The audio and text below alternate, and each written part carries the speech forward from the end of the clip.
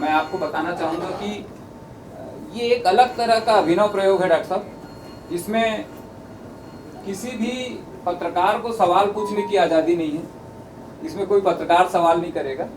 आम जनता जो प्रदेश के अलग अलग संभागों से आए हुए हैं वो सवाल करेंगे। हमने सवाल ऑनलाइन मंगाए थे और सवालों का क्लस्टर बनाकर फिर उसका एक कॉमन सवाल बनाया हमने, और वो सवाल जो है प्रदेश की जनता पूछेगी। इसमें पत्रकार कोई भी, दैनिक भास्कर का तो हमेशा आपसे बात करता रहता है, इसलिए खासकर हमारे पत्रकारों को और भी आज़ादी नहीं है पूछने की। जैसा कि अब हम सबको ये पता चल गया है कि नेताजी न्यूज रूम में हमारा ये कार्यक्रम एक अलग है। डॉक्टर साहब के बारे में थोड़ा सा मैं बता दूं आप लोगों को। मेरा उनसे बहुत पुराना परिचय है।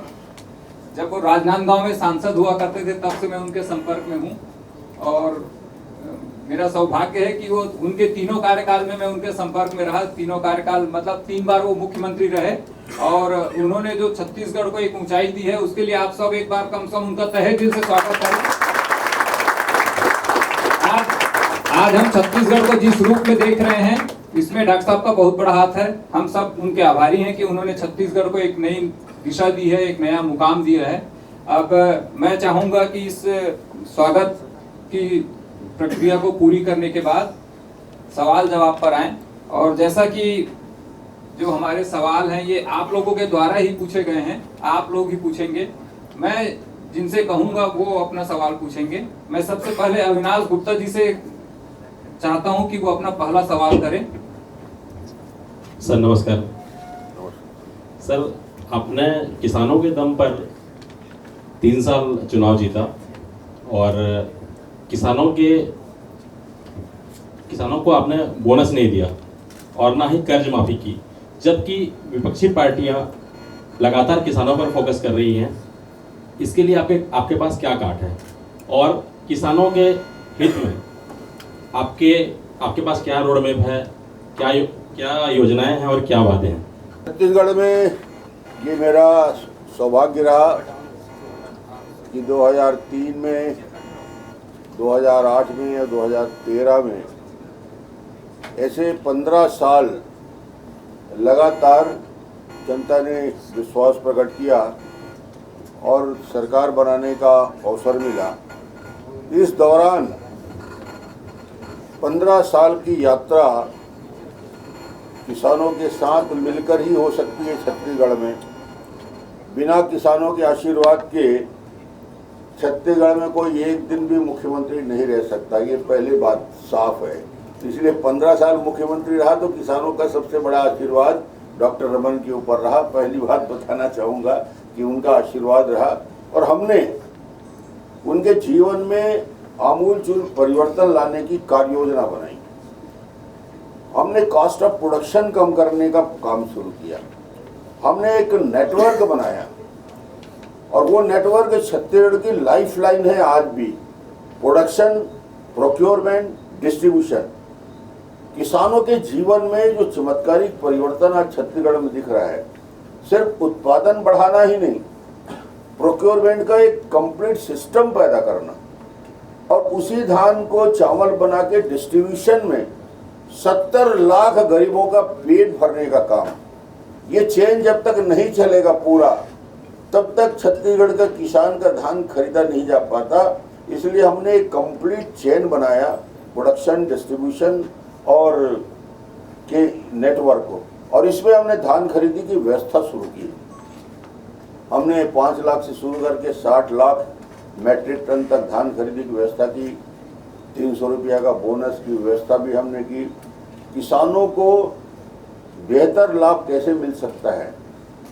4,70,000 जब मैं मुख्यमंत्री बना तो किसानों के पास पंप के लिए, कनेक्शन के लिए मारामारी थी। 70,000 पंप कनेक्शन थे। 15 साल में 70,000 से बढ़ के 3,54,000 पंप, 4,50,000 छत्तीसगढ़ में किसानों के पास पंप के कनेक्शन हो गए, जो उनको हमने उपलब्ध कराया। 50,000 सोलर पंप हो गए। किसानों को 16% ब्याज दर में सहकारी बैंक से कर्ज मिलता था। 16% कर्ज के बोझ से किसान लदा रहता था। उन किसानों को स्थायी राहत देने की दृष्टि से कार्य योजना बनाई, और 16% को 9%, 9 से 6 और उसके बाद बिना ब्याज के सहकारी बैंक से किसानों को कर्जा देने की शुरुआत हमने की। और उनके लिए एक बेहतर जीवन कैसे हो सकता है उसके लिए किसान को सबसे महत्वपूर्ण चीज़ है उसके उत्पादन के लिए चिंता तो करना, मगर उसके गांव तक कनेक्टिविटी देना, उसके गांव तक बिजली पहुंचाना, उसके गांव तक पानी पहुंचाना, ये सारी विषय किसानों को लेकर हमने कार्य योजना बनाई। हाँ, एक बात जरूर है कि आखिरी 2 साल में बोनस देने में हम असफल रहे, इसलिए तो बैठे हैं यहाँ। अब वो गलती सुधार लेंगे, फिर वही बैठ जाएंगे जहाँ बैठा करते थे, तो वो चलता रहता है। ये 2 साल नहीं दे पाए, ये बात डॉक्टर रमन स्वीकार करता है, उसके बहुत सारे कारण हो सकते हैं, उसमें आज विवेचना नहीं करूँगा। अब हमारे बीच राहुल अग्रवाल जी हैं, उनसे मैं चाहूँगा कि वे अपना पहला सवाल करें। सर नमस्ते, मैं राजनांदगांव से हूँ और आपको अग्रिम बधाई देना चाहता हूँ कि अगली बार पुनः फिर से आप राजनांदगांव के विधायक बनने जा रहे हैं। चलिए सर, धन्यवाद जी, मेरा सवाल ये था, बीजेपी की लिस्ट आ चुकी है, पार्टी द्वारा लगातार कहा जा रहा था कि जीतने वालों को ही टिकट दिया जाएगा, लेकिन लिस्ट में पिछली बार हारे हुए काफी लोगों को टिकट दी गई है। क्या इस बार उन पर पार्टी को जीत का भरोसा है या कोई दूसरा विकल्प नहीं मिला या कोई और वजह है? लिस्ट करीब करीब 90 में से 85 लोगों के टिकट का अंतिम रूप से प्रकाशन हो चुका है। 85 लोगों का लिस्ट में नाम आ चुका है और ये लिस्ट में आपको मैं बता दूं कि करीब करीब आधे से ज़्यादा 45 के जो लिस्ट जारी हुई उसमें करीब करीब 40-41 की संख्या ऐसी होगी जो छत्तीसगढ़ में पहली बार चुनाव के मैदान में उतरे हैं। 16 इसमें महिलाओं की संख्या है, जो महिलाओं को पहली बार इतनी बड़ी संख्या में हमने सीट दिया और कुछ नए चेहरे इंट्रोड्यूस करने का प्रयास की। सरपंच हमारा चुनाव लड़ रहा है, जनपद सदस्य हमारा चुनाव लड़ रहा है, जिला पंचायत के सदस्य हमारा चुनाव लड़ रहा है, एक आम गांव का ठेठ किसान हमारे चुनाव के मैदान में है, बिल्कुल गरीब परिस्थिति का व्यक्ति भी चुनाव के मैदान में है। इस बार जो टीम बनी है, जिस प्रकार की सभी समाज के सभी वर्गों को समाहित करते हुए टिकट दिया गया है और पूरे प्रदेश में जो प्रतिक्रिया आ रही है बहुत ही उत्साहजनक है और मैं उम्मीद करता हूँ इस युवा टीम के साथ छत्तीसगढ़ में भारतीय जनता पार्टी प्रचंड बहुमत से जीत के सरकार बनाने में सफल होगी। ऐसी टीम को हम लेके आए। ऐसी उम्मीद थी कि आपसे यही सवाल आएगा और आपसे जवाब भी इसी तरह से मिलेंगे, लेकिन एक महत्वपूर्ण बात यह है कि सरकार बनाने का दावा जब कोई पार्टी करती है तो उसके पीछे कोई वजह होती है। निश्चित रूप से डॉक्टर साहब के दिमाग में कोई ऐसी वजह होगी जो वो सरकार बनाने का दावा कर रहे हैं। मैं चाहूंगा कि अब बस्तर से आए हुए हमारे साथी उपेंद्र जी अपना पहला सवाल करेंगे। सर नमस्ते, सर मैं बस्तर संभाग से हूँ। मेरा सवाल यह है कि सर आपको 15 साल का शासन मिला, लेकिन आप कभी छत्तीसगढ़ियावाद को प्रमोट करते हुए नहीं दिखाई दिए सर। लेकिन अब अगर आपकी सरकार आती है आने वाले चुनाव के बाद, तो क्या आप छत्तीसगढ़िया ओलंपिक को जारी रखेंगे? छत्तीसगढ़ में सरकार बनने के बाद छत्तीसगढ़ के अंदर छत्तीसगढ़वाद की इस बात को कहते हैं, मुझे लगता है छत्तीसगढ़ की बोली, छत्तीसगढ़ की भाषा, छत्तीसगढ़ की संस्कृति को जितना गौरवान्वित करने का काम किया गया भारतीय जनता पार्टी के शासनकाल में, जिला जिला स्तर पे कार्य योजना बना के हमने काम किया, तो एक प्रकार से छत्तीसगढ़ी बोली को भाषा का दर्जा देने की शुरुआत हमने की। छत्तीसगढ़ी बोली को बोलचाल की भाषा, सरकारी कामकाज की भाषा में लाने का प्रयास किया। और छत्तीसगढ़वाद का मतलब सिर्फ गिल्ली डंडा और भंवरा खेलना नहीं होता। छत्तीसगढ़वाद का मतलब होता है छत्तीसगढ़ की आत्मा जहाँ है। आज छत्तीसगढ़ के साथ कितना बड़ा कुठाराघात हुआ। जिस छत्तीसगढ़ियावाद की बात जो मुख्यमंत्री कहता है, जब छत्तीसगढ़ से राज्यसभा में किसी छत्तीसगढ़िया को चुनाव का समय आया तो दुर्भाग्य होता है छत्तीसगढ़ में एक नहीं, दो नहीं, 3-3 राज्यसभा के सदस्य, एक उत्तर प्रदेश से आता है, एक बिहार से आता है, एक पंजाब से आता है, 3 राज्यों से राज्यसभा को भेज दिया। छत्तीसगढ़ में एक माई का लाल पैदा नहीं हुआ छत्तीसगढ़िया जिसको राज्यसभा में सम्मानित करते भूपेश बघेल। ये छत्तीसगढ़िया बात होता यदि 3 के 3 ठेठ छत्तीसगढ़ी बोलने वाले को राज्यसभा में भेज के छत्तीसगढ़ के प्रतिनिधि करता। मतलब आप मान के चलिए डॉक्टर साहब की सरकार आएगी तो हम लोगों में से कोई जाएगा। मैं प्रगति तिवारी जी से आग्रह करूंगा कि वो अपना सवाल करें। सर, मेरा आपसे ये प्रश्न था कि आपके तीसरे कार्यकाल के समय में आप कुछ ज्वलंत मुद्दे सामने में आए थे, जिसमें से एक था पुलिस परिवार का आंदोलन। तो सर, आपको नहीं लगता कि उस समय शासन ने कुछ कड़ा रुख अपनाया था इस आंदोलन के प्रति? जब सरकार चलती है और सरकार की एक 5 साल 10 साल 15 साल का कार्यकाल होता है, उस 15 साल को जब हम पलट के याद करते हैं और उसकी समीक्षा करते हैं कि उन 15 साल में हमने क्या उपलब्धियां रही, क्या खोया, क्या पाया, तो मुझे लगता है कि एक निश्चित रूप से छत्तीसगढ़ में पुलिस आंदोलन की सुगबुगाहट हुई। सुगबुगाहट होने के बाद आंदोलित भी हुए, उनके खिलाफ छोटी मोटी कार्रवाई भी हुई, मगर जो पुलिसकर्मी आंदोलनरत थे उनके बारे में उनको जब बुलाकर जानकारी दी गई कि छत्तीसगढ़ में पहली बार पुलिस के छोटे कर्मचारियों के लिए आवास बनाने की योजना यदि स्वीकृत किसी ने की है, 600 करोड़ रुपया की लागत से पुलिस के 50,000 लोगों के लिए क्वार्टर बनाने का, मकान बनाने की कार्य योजना हमने शुरू की। उनको पे स्केल को रिवाइज करने का कार्य योजना की।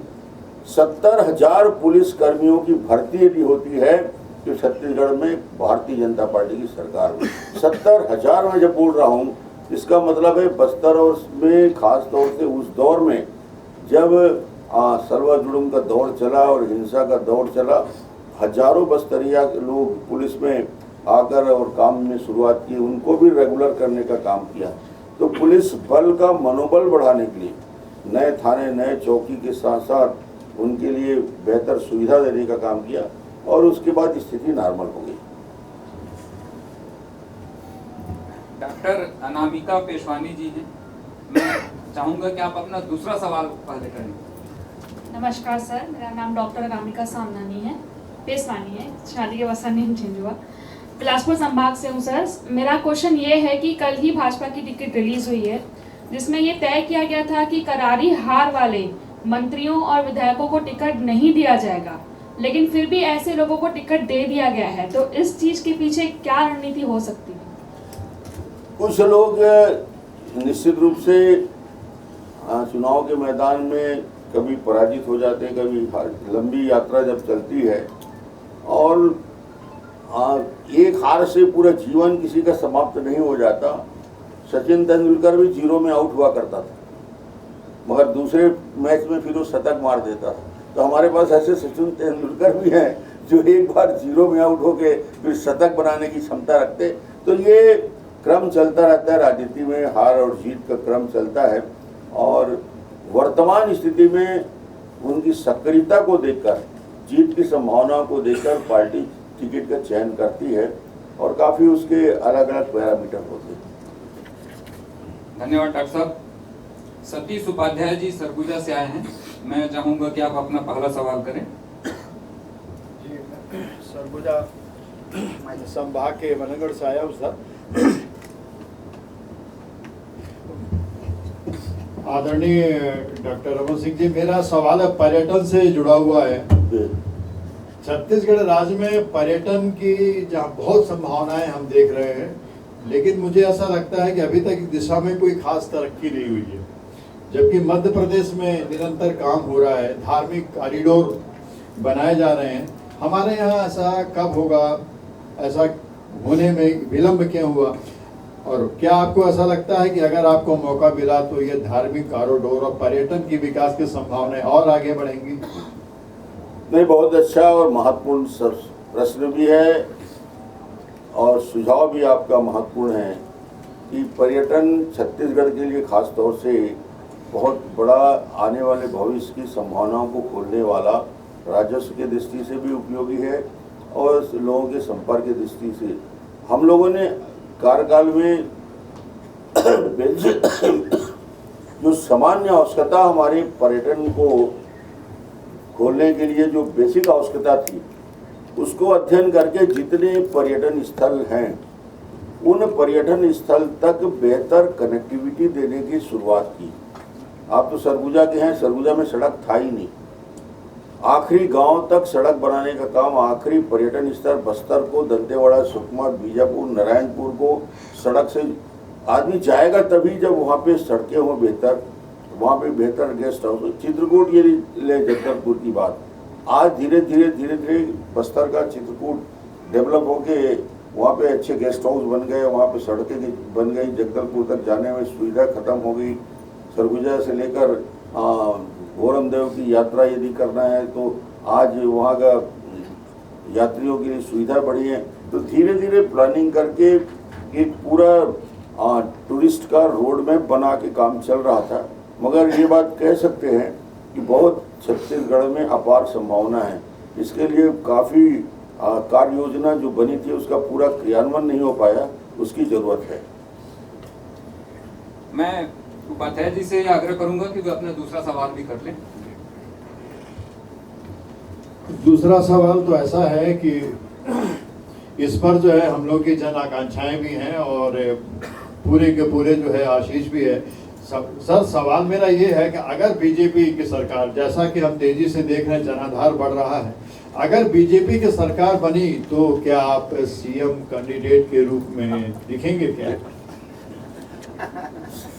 जहाँ तक सवाल है कि भारतीय जनता पार्टी में सीएम कैंडिडेट कौन होगा और इसकी चयन की प्रक्रिया क्या होती है, सामान्यतः भारतीय जनता पार्टी किसी को सीएम के चेहरे को सामने रखकर, फेस को सामने रखकर चुनाव नहीं लड़ती। न पिछले 3 चुनाव में, 3 में, 8 में, 13 में डॉक्टर रमन को प्रोजेक्ट करके चुनाव नहीं लड़ा गया था और न 18 में न 23 में डॉक्टर रमन का चेहरा सामने है। जैसे ही हमारे यहाँ चुनाव की प्रक्रिया समाप्त होती है, विधायक दल की बैठक होती है, पर्यवेक्षक आते हैं और उन्हीं विधायकों में से चयन की प्रक्रिया समाप्त होती है और आम सहमति से किसी न किसी का नाम तय हो जाता है। इसके लिए इंतजार करना पड़ेगा। छत्तीसगढ़ में सरकार बनती है तो मुख्यमंत्री कौन होगा, इसके लिए विधायक दल की बैठक का आपको इंतजार करना पड़ेगा। इसके लिए राजनीति की नब्ज को भी समझना होगा थोड़ा सा कि डॉक्टर साहब जब मौजूद हैं तो कौन सीएम बनेगा देखना होगा ये भी। और मैं इसकी और थोड़ी सी आगे जवाब की अपेक्षा कर रहा था, डॉक्टर साहब ने उसको बहुत छोटे से में निपटा दिया। सौरभ सिंह जी से आग्रह है मेरा कि वे अपना पहला सवाल करें। आपके शासन में कुछ स्कूलों को सीबीएसई पैटर्न में लाया गया था जो असफल रही, और तो उस समय में आपके सरकार ने अंग्रेजी माध्यम की स्कूल क्यों नहीं खोली? हमारे पूरी शिक्षा नीति का जोर और छत्तीसगढ़ में मुख्यमंत्री बनने के बाद बड़ी चुनौती एजुकेशन के सेक्टर में 2 थी। एक बड़ी चुनौती थी जिसको हमने हल करने के लिए पूरी शक्ति झोंकी थी, ड्रॉप आउट रेट। बच्चे स्कूल में प्राइमरी से मिडिल से हाई स्कूल जाते जाते पढ़ाई से अलग हो जाते थे और ये देश का सबसे ज़्यादा ड्रॉप आउट रेट, स्कूल छोड़ने वाले बच्चों का प्रतिशत यदि किसी राज्य में हुआ करता था तो छत्तीसगढ़ हुआ करता था। तो मेरे सामने चुनौती उस समय थी, बस्तर से सरगुजा तक जो बच्चे स्कूल नहीं जा पा रहे हैं उनको 11% से उसको डाउन करके 1% या 0% में कैसे ले जाए, उसके लिए कार्य योजना बना के हमने काम किया। और आप आश्चर्य करोगे, इस 15 साल के कार्यखंड में प्राइमरी, मिडिल, हाई स्कूल और हायर सेकेंडरी जो हमारे पास 28,000 स्कूल थे, ये 15 साल के कार्यकाल में प्राइमरी, मिडिल, हाई स्कूल और हायर सेकेंडरी की संख्या 28,000 से बढ़ के 60,000 हो गई। ये अपने आप में कीर्तिमान है कि जो भी स्कूल छत्तीसगढ़ में खुले हैं वो भारतीय जनता पार्टी के कार्यकाल में इस 5 साल में कोई स्कूल नहीं खुले। इन्होंने तो रंग रोगन लगा के नाम बदल दिया, वल्दियत बदल दी, बस बाकी काम कुछ नहीं हुआ। और उस स्कूल का नाम बदल के उसको English medium school English medium school क्या होता है? इंग्लिश के टीचर नहीं, हिंदी में पढ़ा रहे हैं और इंग्लिश मीडियम स्कूल, बच्चे आंदोलन कर रहे हैं सड़क में, इंग्लिश मीडियम स्कूल। एक भी नियुक्तियां छत्तीसगढ़ के अंदर जितने भी इन्होंने आत्मानंद स्कूल खोले वहाँ पे इंग्लिश टीचर की जो प्राइमरी से मिडिल तक की नियुक्ति होनी चाहिए वो आज तक अधूरी है, लोग आंदोलन कर रहे हैं। तो जब तक आप पूरी कार्य योजना बना के मीडियम यदि चेंज करना चाहते हैं तो उसके लिए पूरे सिस्टम को तैयार करना पड़ेगा, प्राइमरी से मिडिल, मिडिल से हाई स्कूल और हाई स्कूल से हायर सेकेंडरी और कॉलेज तक की एजुकेशन को, तो उसका लाभ मिलेगा। ये होता है अनुभव, और अनुभव के दम पर ही डॉक्टर साहब ने छत्तीसगढ़ को नई ऊंचाइयां दी हैं। मैं अब चाहूंगा श्याम अग्रवाल जी से कि वे अपना पहला सवाल करें। डॉक्टर साहब नमस्कार। डॉक्टर साहब, आपके तीसरे कार्यकाल में ऐसा माहौल बन गया जिससे आपके नेता लोगों से दूर हो गए, अफसरशाही हावी हो गई। ऐसा लगता है आपकी हार का यही एक बड़ा कारण था। अतः भविष्य में आप जनता से जुड़े रहने के लिए ऐसी क्या योजना बनाएंगे? जनता से जुड़े रहने का सबसे बड़ा साधन और सबसे बड़ा अवसर मिलता है जब हम लोगों के बीच सीधे जाते हैं। और आपने जो कहा ना कि ब्यूरोक्रेट्स, अफसरशाही, इनसे मुक्त होकर कैसे काम किया जा सकता है, तो हमने छत्तीसगढ़ में मुख्यमंत्री रहते ऐसी कार्ययोजना बनाई जिसमें मुख्यमंत्री को सीधे गांव में उतर के पंचायत में जाके गांव वालों से सीधे बात करने का अवसर मिला। ग्राम स्वराज अभियान के तहत हेलीकॉप्टर से सीधे मैं गांव पहुंचता था और गांव में पहुंच के बिना अधिकारी, बिना कर्मचारी के सीधे पूरे ग्रामवासियों से बात करता था, वहाँ के सिस्टम को देखता था। पीडीएस कैसा है, वहाँ पे पटवारी काम कर रहा है कि नहीं, तहसीलदार काम कर रहा है कि नहीं, स्कूल की क्या हालत है, स्कूल में शिक्षक आ रहे हैं कि नहीं, उस गांव में इरिगेशन की क्या स्थिति है, फूड में वहाँ पे राशन दुकान में जाके मैं देखता था कि राशन मिल रहा है कि नहीं। जब आप प्रत्यक्ष रूप से एक बड़े जवाबदारी वाले पद में बैठकर सीधा निरीक्षण करने की हिम्मत नहीं करेंगे, कोशिश नहीं करेंगे, तब तक सिस्टम नहीं सुधर सकता। और ऐसे 1 महीने लगातार हम अभियान गर्मियों में चलाते थे और उसका असर ये हुआ कि पीडीएस सिस्टम जो हिंदुस्तान का सबसे करप्ट सिस्टम कहलाता था, छत्तीसगढ़ में 0 लीकेज वाला पीडीएस सिस्टम हमने छत्तीसगढ़ में निर्मित करके दिखाया कि राशन दुकान से कोई लीकेज ना हो सके। इसके लिए पूरे छत्तीसगढ़ में एक प्रकार से स्टेट के कैपिटल से शुरू करके आखिरी दुकान तक कांस्टेंट मॉनिटरिंग की व्यवस्था की।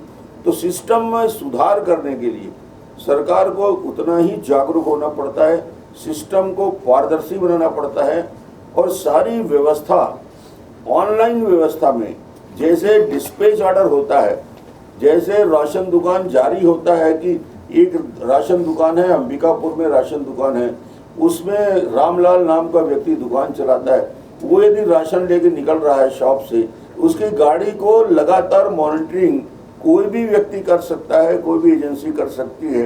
इतनी तक पारदर्शिता हमने बनाई तो धीरे धीरे सिस्टम में घुसता गया था और ये काफ़ी बेहतर होता जा रहा है। तो जितनी कसावट, ये रोज कसावट करने का काम रहता है, एक बार सिस्टम को छोड़ दिया वो बिखर जाता है। और हमने प्रयास किया कि धीरे धीरे कैसे इसको बेहतर किया जाए, काफ़ी हद तक सफल भी हुए और पूरी तरीके से जब अवसर मिलेगा कभी भविष्य में, यदि ऐसा अवसर हो सकता है, तो अब अनुभव इतना ज़्यादा है कि उस सारे सिस्टम को हम इमीडिएट लागू कर सकते हैं। धन्यवाद डॉक्टर साहब। हमारे बीच रायपुर संभाग से आकाश मित्तल जी मौजूद हैं। मैं चाहूंगा कि आप अपना पहला सवाल करें। नमस्कार सर। छत्तीसगढ़ के लिए शराब एक बहुत बड़ा मुद्दा है। क्या बीजेपी शराबबंदी करेगी? अगर करेगी तो ये कैसे संभव है? ये बड़ा प्रश्न आपने उठाया और छत्तीसगढ़ के जो दुखती रग है उस पर हाथ रखने का प्रयास किया, क्योंकि वर्तमान जो सरकार काम कर रही है वो पूर्ण शराबबंदी के झूठे वादे के आधार पर सत्ता में बैठी है। इन्होंने गंगा जल और गीता को हाथ में रखकर कसम खाया था कि छत्तीसगढ़ में कांग्रेस की सरकार बनेगी तो हम पूर्ण शराबबंदी कर देंगे। पूर्ण शराबबंदी तो नहीं कर पाए भूपेश जी, मगर इस 5 साल में घर घर पहुंचा के शराब बांटने का काम भूपेश जी कर रहे हैं। हमारी सरकार की बात जब मैं करना कहता हूँ, हमने उस समय भी कहा था और हमारे घोषणा पत्र में हमने कभी पूर्ण शराबबंदी की बात उस समय नहीं कही थी, कांग्रेस ने कहा था, मगर उस समय हमने कहा था कि छत्तीसगढ़ में आंशिक शराबबंदी भारतीय जनता पार्टी करेगी। और आप देखेंगे उस दौर में हमने पहले 500 की आबादी के दुकानों में शराब बिकना बंद किया, फिर 1000 की आबादी वाले गांव में शराब बिकना बंद किया, फिर 1500 और फिर 2000। छत्तीसगढ़ में हमने 2000 तक के आबादी वाले गांवों में शराब पहुंचाना, बिकना, शराब के ठेके बंद कर दिए थे। आधा छत्तीसगढ़ का बड़ा हिस्सा शांति के साथ रहता था, कुछ क्षेत्रों में ही दिक्कत रहती थी। आज तो घर घर में शराब बेचने का काम चल रहा है। तो ये व्यवस्था को सुधारा जा सकता है और हम आने वाले समय में क्रमशः आंशिक शराबबंदी की दिशा में आगे बढ़ेंगे। हाँ, हमारे बीच भूपेंद्र वर्मा जी हैं। भूपेंद्र वर्मा जी से कहूँगा अपना पहला सवाल करें। नमस्कार आदरणीय डॉक्टर रमन सिंह जी, मेरा नाम भूपेंद्र वर्मा है। मेरा सवाल यह है कि धर्मांतरण के जो मुद्दा है वो राजनीति में आप किस नज़र से देखते हैं? जो अभी कांग्रेस की सरकार है वो आप पर आरोप लगाती है कि सबसे ज़्यादा जो चर्च खुले हैं वो आपके शासन काल द्वारा निर्माण हुए हैं। भारतीय जनता पार्टी के ऊपर उल्टा आरोप लगता है कि हम इनके अनुमति देने में कोताही करते हैं, मगर जहाँ तक छत्तीसगढ़ में धर्मांतरण की जो हालात आज बने हुए हैं, बस्तर में, सरगुजा में जिस तेजी के साथ धर्मांतरण बढ़े हैं, ये सबके लिए चिंता का विषय है। उसका एक उदाहरण मैं देना चाहता हूँ। एक कलेक्टर और एसपी उस बस्तर के नारायणपुर का सुकमा का कलेक्टर माननीय मुख्यमंत्री को अपने हाथ से लेटर लिखता है कि यदि सुकमा जिले में धर्मांतरण को रोका नहीं गया तो राष्ट्रांतरण की स्थिति आ जाएगी, मिजोरम नागालैंड की तरह हो जाएगा। कृपा करके इन सभी लोगों को जिस प्रकार प्रश्रय किया जाए। ये डॉक्टर रमन नहीं कह रहा है, ये प्रशासन का हिस्सा वहाँ के वरिष्ठ अधिकारी एसपी और कलेक्टर डीओ लेटर लिखते हैं। और नारायणपुर में अभी की घटना क्या हुई, जो तब ईसाई धर्म को स्वीकार नहीं कर रहे थे उनके साथ मारपीट किया गया, उनके घर जलाए गए और उनमें से 100 लोगों को जो आदिवासी ईसाई नहीं बने जेल के अंदर ठूस दिया गया। ये हालात यदि छत्तीसगढ़ में बने हैं, इसका श्रेय यदि जाता है तो माननीय भूपेश जी के जो पूरे तंत्र को जाता है। और ये जानबूझकर राजनीतिक संरक्षण में इस प्रकार की गतिविधियां सरगुजा में भी चल रहा है और बस्तर में चल रहा है। इसको निश्चित रूप से रोकने की जरूरत है, नहीं तो इसका दुष्परिणाम छत्तीसगढ़ झेलेगा। भूपेंद्र जी, मैं आपसे आग्रह करूंगा कि आप अपना दूसरा सवाल भी कर लें। रमन सिंह जी, मेरा दूसरा सवाल यह है कि आप पर आरोप लगा है कि ईडी के छापे को आपने कांग्रेस अधिकारियों और उनके नेताओं पर डलवाए हैं। इस पर आप क्या कहना चाहेंगे? ईडी का काम क्या है पहले मैं बता दूं आपको। ईडी तभी जाता है इन्फोर्समेंट डायरेक्टरेट के लोग जब वहां पे एक कानून है prevention of money laundering act, PLMA, prevention of money laundering act. वो तब लगता है जब IT डिपार्टमेंट पूरी तफ्तीश करके किसी भ्रष्टाचार के मामले को पूरे दस्तावेज के साथ प्रमाण कर दे। उसके बाद वो ईडी के पास जाता है और ईडी फिर उसको न्यायालय में प्रस्तुत करती है।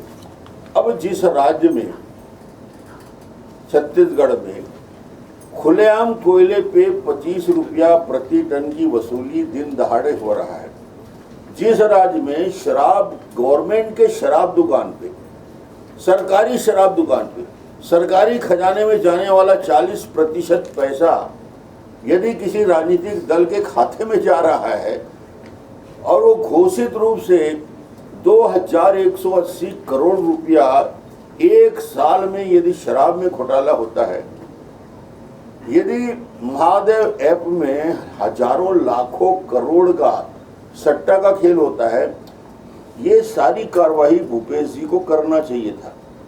लॉ एंड ऑर्डर या सट्टा जुआ या अपराध के ऊपर प्राथमिक जवाबदारी राज्य सरकार की होती है कि वो उसके खिलाफ केस दर्ज करे, उनके खिलाफ मामला चलाए और उनको सजा दे।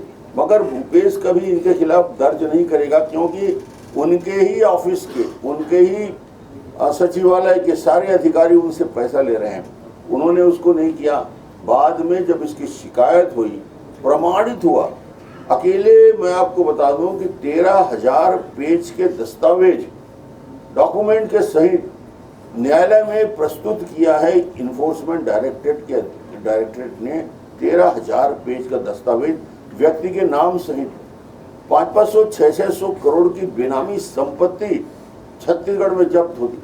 जब इतना खुला भ्रष्टाचार, हिंदुस्तानी दुनिया में कहीं ऐसा भ्रष्टाचार, सरकार में बैठा हुआ व्यक्ति यदि सरकार के खजाने में डाका डाले, राजा यदि डकैत हो जाए तो उसके ऊपर कार्रवाई कौन करेगा भाई? राजा यानी मैं सत्ता में बैठा हूं और मैं अपने ही खजाने को लूटने के लिए जनता की आंख में धूल झोंक रहा हूं, उसके बाद भी आप कल्पना करते हैं कि ईडी कुछ मत करे।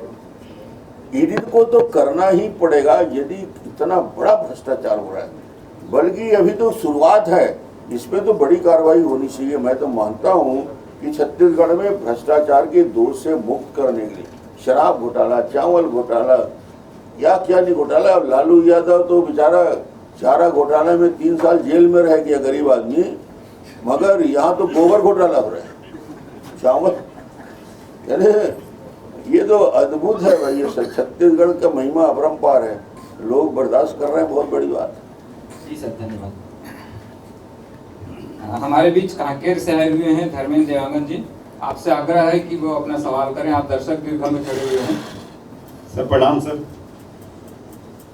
सर मेरा ये सवाल है, मैं आपसे ये जानना चाहता हूँ कि जब 2018 का इलेक्शन हुआ था उस समय आपने कर्मचारी संवर्धन के लिए, उनके हितों के लिए चतुर्थ स्तरीय उच्च वेतनमान की घोषणा की थी। और क्या अगर आपकी सरकार अभी रिपीट होती है या आती है तो ये उच्च वेतनमान, चतुर्थ स्तरीय उच्च वेतनमान आप लागू कर देंगे या फिर घोषणा पे ही तक सीमित रहेगी सर? नहीं, पिछली घोषणा और इस घोषणा में और वक्त में फर्क आया है और निश्चित रूप से छत्तीसगढ़ में कर्मचारियों के हित के लिए बहुत सारे कदम भारतीय जनता पार्टी पहले भी उठाई थी और अभी भी हम लोग, आज मैं आ रहा हूँ यदि बीजेपी कार्यालय से तो घोषणा पत्र में चर्चा करके ही आ रहा हूँ, तो कुछ न कुछ घोषणा पत्र में रहेगा। इस बात को मैं कह सकता हूँ, आज घोषणा पत्र की बातें यहाँ पे नहीं कर पाऊंगा। संकेत हैं आप लोगों के लिए कुछ अच्छे कदम आ रहे हैं। राहुल अग्रवाल जी से आग्रह है कि वे अपने दूसरा सवाल उठाएं। सर नमस्ते, मेरा दूसरा सवाल राजनांदगांव की कई सालों से पुरानी मांग से संबंधित है। मेरा सवाल ये है कि आपके शासनकाल में उद्योग की स्थापना के लिए काफ़ी MOU साइन किए गए थे, लेकिन उद्योगों की स्थापना ना हो सकी, ऐसा क्यों? देखिए, छत्तीसगढ़ में उद्योग लगातार लगते रहे। छत्तीसगढ़ में 15 साल के कार्यकाल में मुझे लगता है कि बड़े बड़े सीमेंट प्लांट, 3 तो सीमेंट प्लांट छत्तीसगढ़ में आए। छत्तीसगढ़ में स्टील के प्लांट, पावर के जितने आज पावर के प्लांट दिख रहे हैं वो सारे MOU हमारे समय हुए, क्रियान्वयन हुआ, पावर जनरेशन भी करने लगे हैं। करीब करीब 5 तो ऐसे पावर प्लांट हैं जिसमें जनरेशन की शुरुआत भी हो गई। नगरनार का स्टील प्लांट 25,000 करोड़ का छत्तीसगढ़ में यदि बन के तैयार हुआ, स्टील का उत्पादन शुरू कर दिया है, तो भारतीय जनता पार्टी के कार्यकाल में ही हमने उसकी शुरुआत की, जमीन लैंड एक्वायर किया और लोगों को आगे बढ़ाने का काम किया।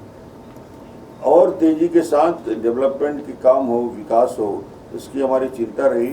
कहीं कहीं कुछ प्रोजेक्ट में आम लोगों के विरोध के वजह से काम में गति नहीं आ पाई। मैं सवाल पूछने के लिए अधिकृत नहीं हूँ, इसलिए मैं सवाल नहीं पूछ रहा हूँ डॉक्टर साहब। मेरे मन में भी बहुत सारे सवाल हैं, लेकिन इन सवालों का जो निचोड़ है उनमें से कुछ ऐसी भी है जो हम लोग जानना चाहते हैं, जो फैक्ट सामने आए। उपेंद्र जी का एक सवाल है बेरोजगारी से संबंधित। उपेंद्र जी अपना दूसरा। सर, वर्तमान सरकार जो है दावा कर रही है कि प्रदेश में बेरोजगारी दर जो है नहीं के समान है, क्या आप इसे सच मानते हैं?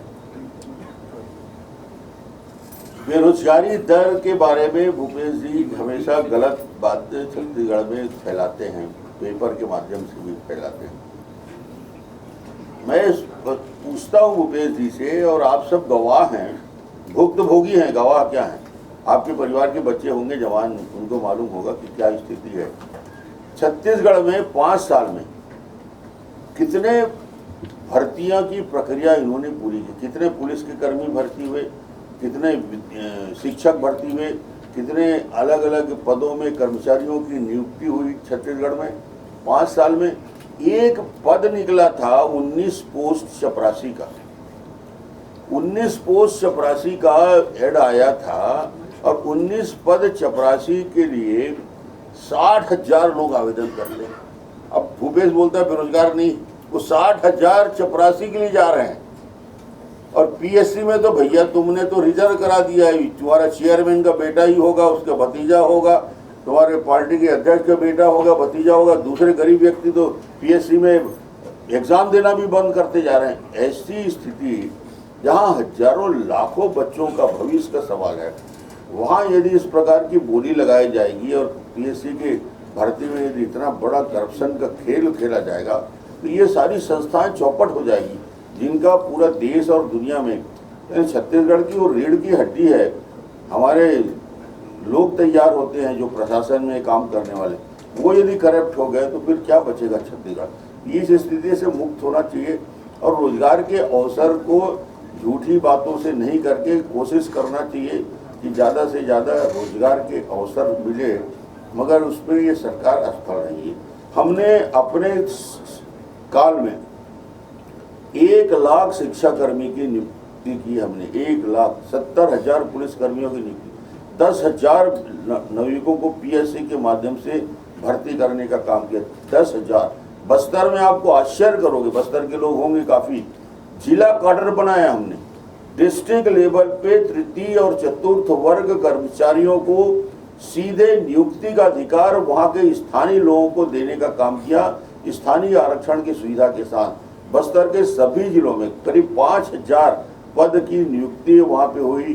वो डिस्ट्रिक्ट ऑर्डर गवर्नर से विशेष परमिशन लेकर हमने वो कानून वहाँ पे लागू किया और उसका बहुत बड़ा फायदा मिला। आज उसी के लिए बस्तर के लोग आंदोलन कर रहे हैं। तो इसको प्रयास होना चाहिए। इतनी बड़ी संख्या में बेरोजगारों की भीड़ है और आप एक तरफ बोलते हो कि बेरोजगार नहीं है मेरे पास, और 10 लाख लोगों को बेरोजगारी भत्ता देने का वादा करते हैं। ये 10 लाख की गिनती कहाँ से आती है मेरे भाई? 10 लाख को बेरोजगारी भत्ता देंगे, 1 लाख को दे रहे हैं बोलते हैं, उसके बाद ये बोलते हैं कि छत्तीसगढ़ में प्रतिशत 0% में आ गया। ये कौन सा चश्मा लगाता है भूपेश, मुझे नहीं मालूम।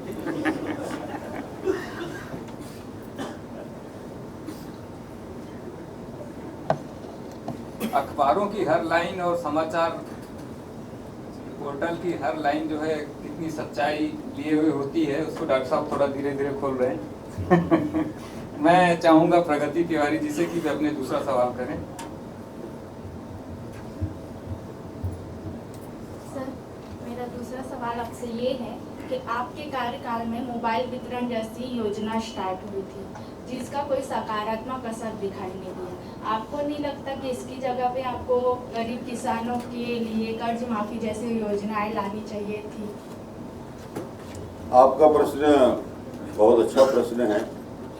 और मोबाइल बांटने की योजना और मोबाइल बांटने का असर छत्तीसगढ़ में क्या हुआ, मैं आपको बता दूं कि रायपुर, दुर्ग, भिलाई और इनको छोड़ दिया जाए, ये बस्तर के दूरसंचार में, सरगुजा के दूरसंचार में लोगों के सामने सबसे बड़ी समस्या रहती है थी, आज कम हुई थोड़ा, कनेक्टिविटी की प्रॉब्लम। यानी वहाँ पे एक विकास खंड के अंदर लोगों को मोबाइल में बात करने की सुविधा ही नहीं मिल पाती थी 15 साल पहले, और मोबाइल नाम की चीज़ को जानते भी नहीं थे, कनेक्टिविटी भी नहीं थी। इसमें हमने प्लानिंग किया था, मोबाइल बांटना एक विषय था और उसके साथ साथ करीब करीब 1500 टावर इन दूरसंचार में लगाना था। हमारे पास जो ये इन लोगों के जो टावर का पूरे जाल बिछाया बस्तर और सरगुजा में, आज कनेक्टिविटी बढ़ी है।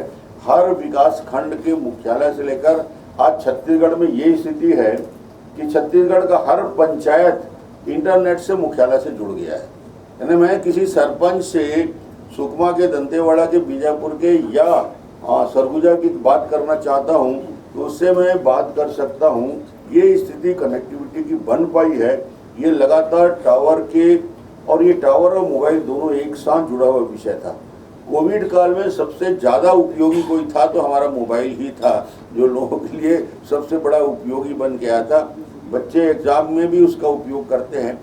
ये बात ठीक है कि उतना उपयोग कितना हुआ नहीं हुआ इसकी समीक्षा होनी चाहिए। कई लोग सहमत भी हैं और कई लोग असहमत भी हैं। अच्छी भी हो सकती है योजना और बुरी भी हो सकती है, तो मैं समझता हूँ कि दोनों तरह के लोग हैं।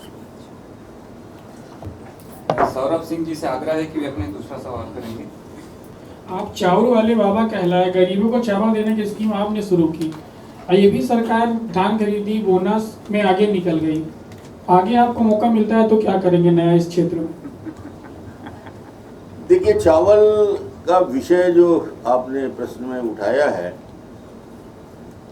मैं जब 2003 में मुख्यमंत्री बना और मुख्यमंत्री बनने के बाद मुझे लगा कि छत्तीसगढ़ में और ख़ास तौर से सरगुजा के दूरसंचल में जब मैं गया, बस्तर के दूरसंचल में गया और वहाँ मैंने लोगों से मिलकर बातचीत किया। कोदो, कुटकी, पेज खाने वाले लोग, और कनकी का बाजार लगता था, ढेर लगता था सरगुजा में। तो लोगों के पास खाने की व्यवस्था नहीं थी, और कुपोषण, वो चाहे IMR हो, चाहे MMR हो, चाहे माल न्यूट्रिशन हो, चाहे शिशु मृत्यु दर, बाकी विषय हो, इसके पीछे, सबके पीछे कारण था कुपोषण ही था। और कुपोषण के पीछे कारण था कि दोनों टाइम खाने की व्यवस्था छत्तीसगढ़ में नहीं हो पा रही है, गरीबी की वजह से, और ख़ास तौर से बहुत दूरसंचार। उस समय ये कल्पना आई कि एक कंप्लीट छत्तीसगढ़ में न केवल चावल की चिंता किया जाए, बल्कि उनके लिए खाद्यान्न सुरक्षा के साथ साथ पोषण सुरक्षा की कार्य योजना बनाई जाए, ताकि लोगों को प्रोटीन भी मिले, कार्बोहाइड्रेट भी मिले और दूसरे चीज़ भी मिले। और इसीलिए हमने छत्तीसगढ़ में एक मॉडल PDS सिस्टम जारी किया, जिसमें चावल भी दिया हमने। सबसे बड़ी बात, बस्तर में आज भी नमक के बदले में 4 चिरौंजी और बहुमूल्य चीज़ आदिवासी बेचकर नमक लेता था, उसको उससे मुक्ति दिलाने का काम हमने, निःशुल्क नमक देने का काम किया। प्रोटीन और कमी की और कमजोरी की वजह से कुपोषित बच्चे होते तो चना देने की योजना बनाई। ये तीनों देने की वजह से आज बस्तर में इन विषय पे या सरगुजा के दूरसंचल में जो कुटकी और जो कनकी का बाजार लगता था वो गायब हो गया है। आज लोगों के पास भरपूर चावल रहता है, उनके पास खाने की व्यवस्था भी हो गई। ये PDS सिस्टम को मजबूत करने के साथ साथ फोर्टिफाइड उनको अनाज यदि दिया जाए तो ये छत्तीसगढ़ कुपोषण से मुक्त हो सकता है। इस योजना को आने वाले भविष्य में और इम्प्रूव करने के लिए जो स्थानीय स्तर में काम कर रहे हैं महिला स्व सहायता समूह, उनके साथ मिलकर काम करेंगे, बेहतर काम होगा। डॉक्टर साहब, ये आखिरी सवाल है पर थोड़ा लंबा है। श्याम अग्रवाल जी अपना दूसरा सवाल करेंगे।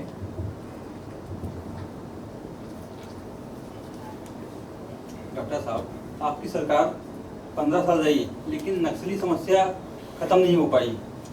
आप में या आप राम मंदिर या मोदी गहर के हिसाब के अलावा ऐसा कोई मजबूत कारण है क्या जिससे आपकी सत्ता वापसी हो सके? साथ ही एक और है कि आपका गृह नगर कवर्धा है, उसके बाद भी आप राजनांदगांव से चुनाव लड़ते हैं। ये ऐसा नहीं हो सकता कि आपने गृह नगर से चुनाव लड़े तो जिससे एक अच्छा मैसेज जाए? बहुत सामूहिक कई प्रश्नों को आपने सुला दिया। पहला विषय मैं लेता हूं कि नक्सल की समस्या का समाधान या नक्सल समस्या 15 साल में हमने उसके लिए क्या कार्य योजना बनाई, क्या काम किया।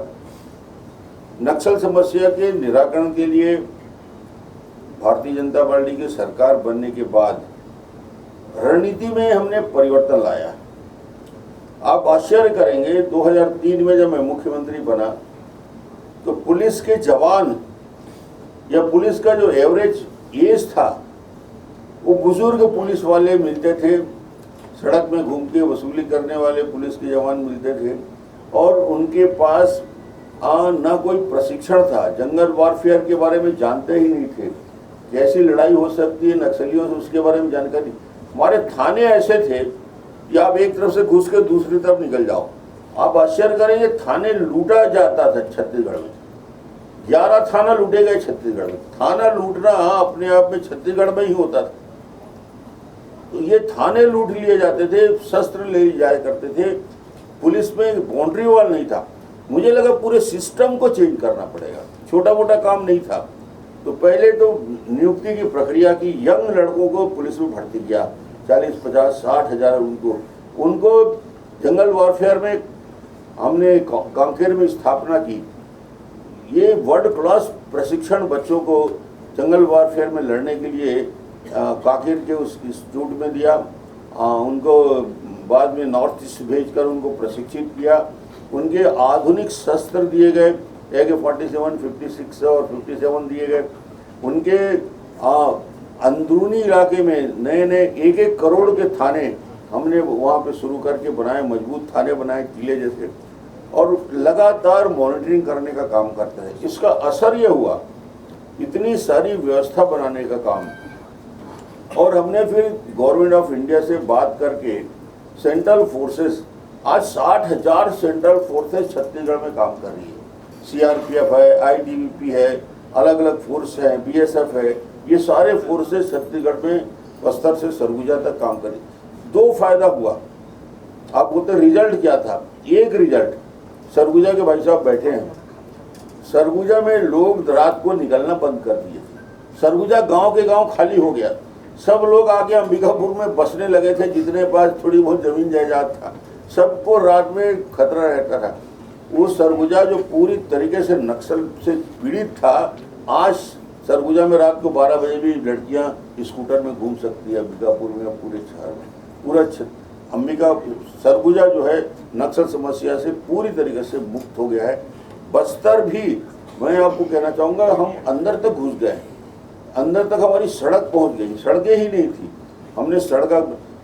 छत्तीसगढ़ एक ऐसा दुर्भाग्यशाली स्टेट है जहाँ नेशनल हाईवे, सुकमा का नेशनल हाईवे मिट्टी का था, गिट्टी भी नहीं था, मुरुम भी नहीं था। हमने उस मिट्टी के नेशनल हाईवे से अपग्रेड करना शुरू किया। सड़कों का एक सड़क को बनाने में, कुछ सड़क तो ऐसी है मेरी जहाँ 10 किलोमीटर सड़क बनाने के लिए मेरे 12-12, 15-15 जवान शहीद हुए, उसकी रक्षा करते हुए शहीद हुए।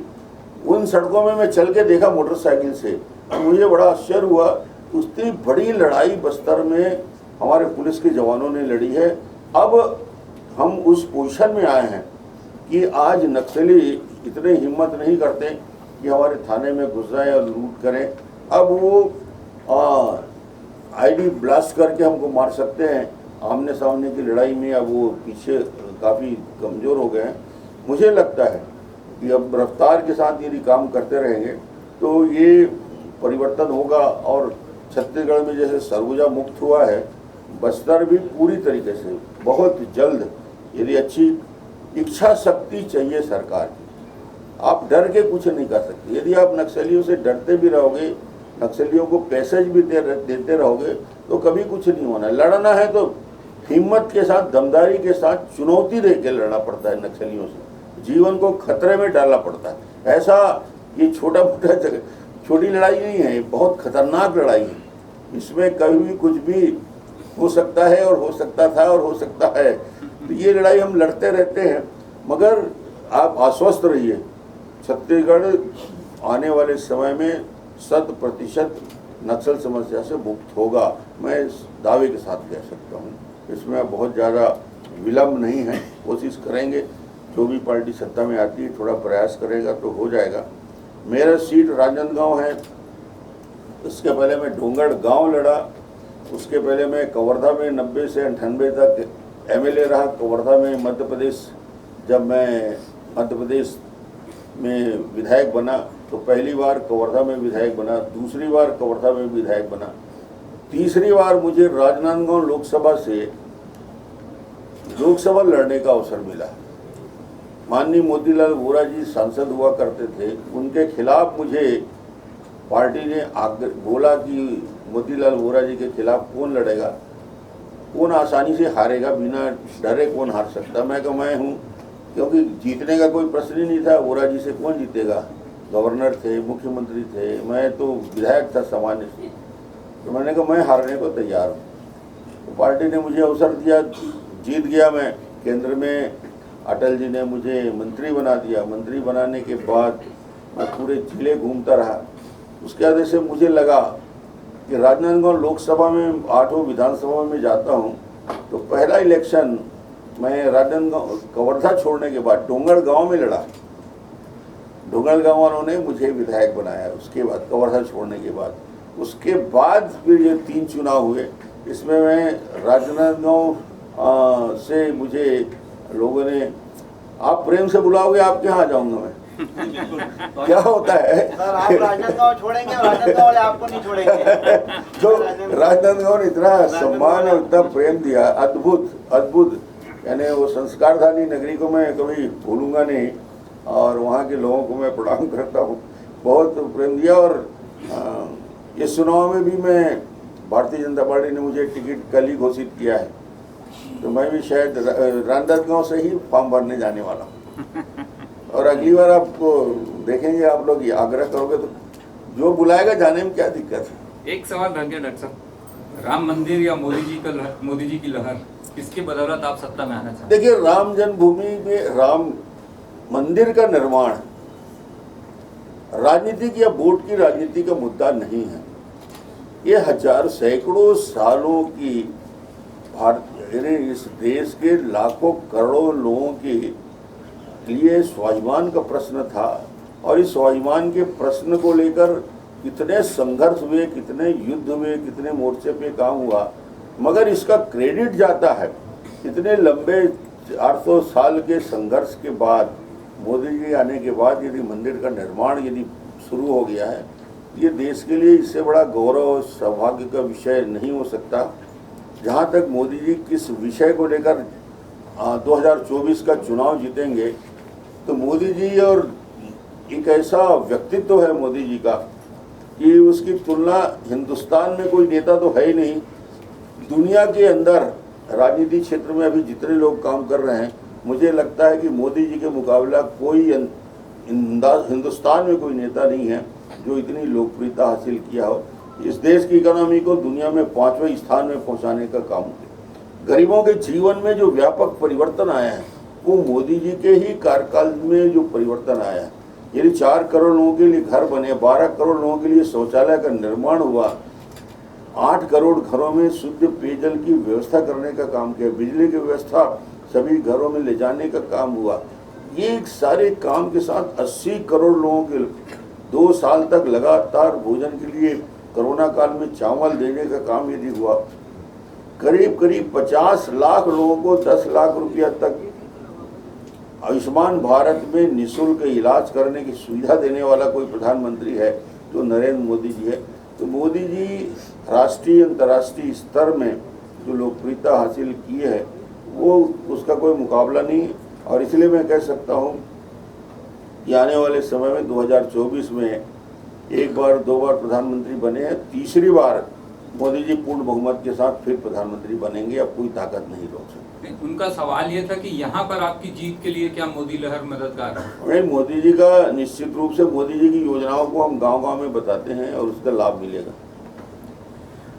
धन्यवाद डॉक्टर साहब, सवालों की कड़ियाँ यही